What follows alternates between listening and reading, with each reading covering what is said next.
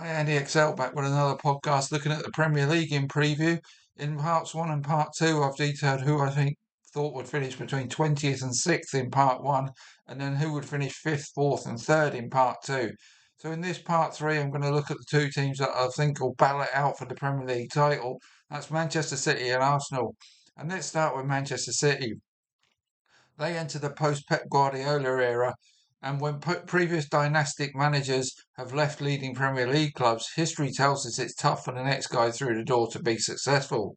So Alex Ferguson spent 27 years as the Man United manager, and after he left United, they've gone through 9 managers in the 13 years since he left, and not won a Premier League trophy in that time.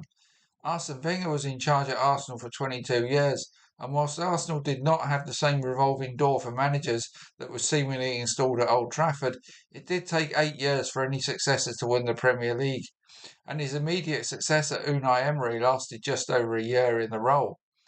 Jurgen Klopp spent 8.5 years in charge at Arsenal, and his successor Arne Slot basically won the league the following year with Klopp's squad, but another year later was gone. Pep has transformed City in the 10 years he was there, and pretty much everything at the club has been built around him and his playing style. So the question is, can Enzo Maresca do better than the successors to Ferguson, Wenger and Klopp? Although as a Slayer, Arne Slot did win a Premier League title in his first year in charge, so it is possible to win the league in the first year. Just don't try and change too much too quickly. That could be the key. As look what happened to Slot when he tried to change things a year later. City were right in the battle for the title last season and could well be the main threat to Arsenal again this season. Indeed, I think they are. This summer, the long-serving quintet of Rodri, Bernardo Silva, John Stones, Nathan Ake and Manuel Akanji, who spent last season on loan at AC Milan, have left. Apart from Bernardo Silva and Rodri, the other three had reduced roles in recent seasons, so the loss may not be as great as it seems. Elliot Anderson is the major addition, but they also seem close to signing Ayew Bayardi to bolster the centre of their midfield. Add in Nico Gonzalez and Mateo Kovacic, and they still have great depth at the heart of their team, even after the departure of Tiani Reinders. Out wide, they look to Jeremy Doku, Antoine Semenyo, Savinho, and the newly added Jeremy Monga to provide the service to Erling Haaland. Ryan Cherky and Phil Foden will vie for the number 10 role in support of the big Norwegian, with the option to play Omar Marmoush if he stays at the club as a second striker should they choose to. Although, as I say, Marmoush and Savinho are also the subject of recent transfer speculation. And of course, there is Haaland, who has terrorised Premier League defences for the last 4 years and is coming off an outstanding showing at the World Cup for good measure. All of that ammunition make them at least a match for Arsenal going forward. But what about the defence? Conceding 35 goals in 38 games is far from bad, but the 8 goals more they conceded than Arsenal made all the difference last season. With a reinforced centre of midfield, that may help in terms of both offence and defence. And with a settled back four of Nico O'Reilly, Ruben Diaz, Abdul Bakir Kusanov and Matheus Nunes in place, and top goalkeeper Gianluigi Donnarumma behind them, there's no reason to be any worse than last season, and maybe better with a stronger shield in front of that back four. The defence backup will come from the likes of Ryan Ait-Nouri, Josko Gvardiol, and maybe Rico Lewis. So they do not have the defensive depth of Arsenal if you compared them. But losing Rodri, who was the best player at the World Cup, but he did play only 22 times in the Premier League season last season due to injury. So again, maybe that's not as big a blow as it may be seen. If I compare this City squad to that of Arsenal, they are stronger than Arsenal in every area, but don't have the depth that Arsenal possess, especially in their back four. They are also more dependent on Haaland than Arsenal are on any one player, so an injury to him would really hurt them in terms of reclaiming the Premier League title. But they just look so good in midfield, or could do. It's difficult to conceive that they cannot win the Premier League next season, but that's no given. Having said that, some of Arsenal's key players like William Saliba, Declan Rice and Bukayo Saka showing signs of long-term fatigue at the end of last season and through the World Cup. They may need rest in the first part of the season, which could give City a chance to get a lead over them in the early stages. And as long as Maresca does not change things too quickly and cause them to be unclear tactically, this squad is one I can see being a very close match for Arsenal next season. But but that is said before Arsenal have played their cards or all their cards in terms of bringing players in. There's still pending moves going on there. But that applies to City as well. Regardless of who these teams bring in, this is going to be an even closer battle between the two for the title than it was last season. So let's have a look at Arsenal, shall we? Which requires me to open up another document. So bear with me a second. Get this script up. So Arsenal, let's talk them. Well, they're my beloved Arsenal. I'm an Arsenal fan. I'm not going to hide it. They won their Premier League title for the first time for 22 years last season.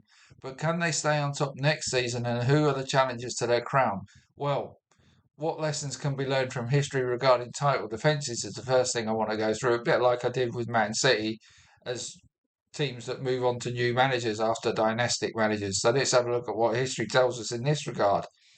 This century, Chelsea in 2020, 2004 to 2006, Man United 1998 to 2001 and 2006 to 2009, Man City 2017 to 2019 and 2020 to 2024 have been the teams that have retained the title.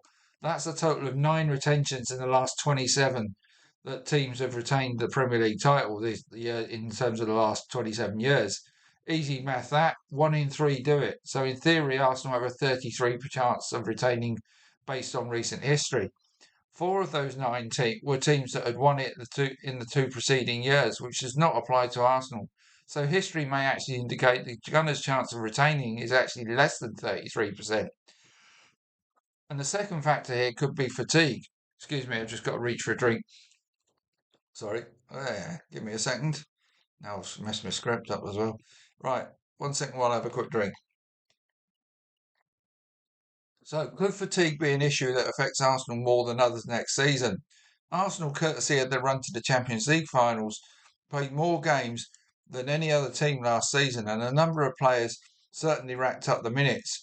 David Raya, William Saliba, Gabriel Magalhaes, Declan Rice, Martin Zubimendi, Bukayo Saka, Eberechi Esse, Gabriel Martinelli, and Victor Gyökeres all made more than 50 appearances last season.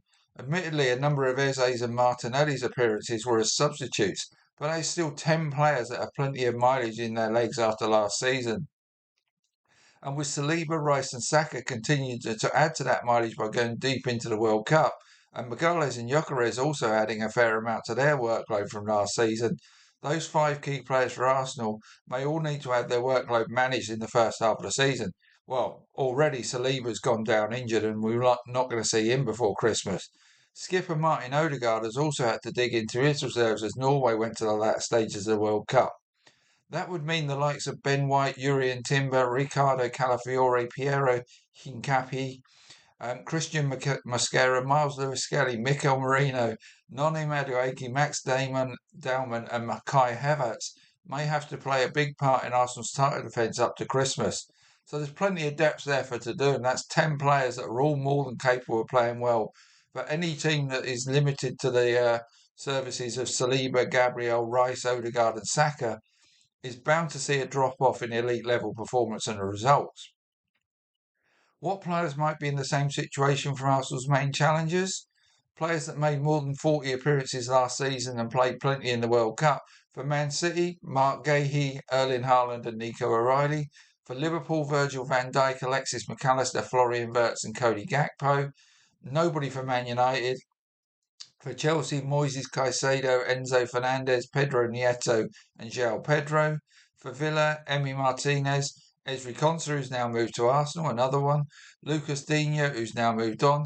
John McGinn, Amadou Onana, who's injured. Yuri Tielemans, who's moved on to Man United. And Ollie Watkins.